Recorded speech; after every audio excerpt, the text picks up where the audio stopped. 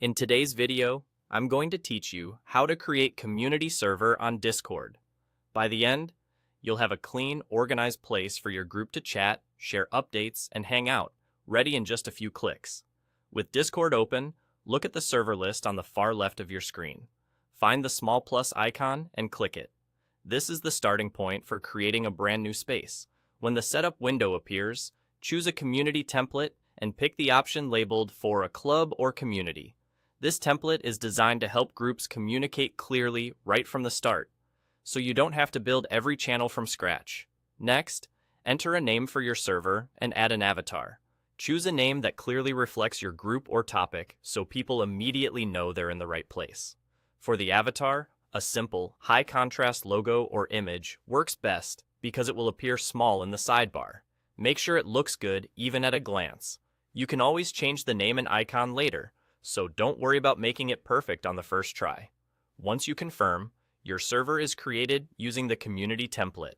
You'll see three main channel categories to get you going: information, text channels, and voice channels. The information category is great for announcements or rules, places where you want messages to stay clear and easy to find. Text channels are where everyday conversations happen, whether it's general chat or topic-specific discussion.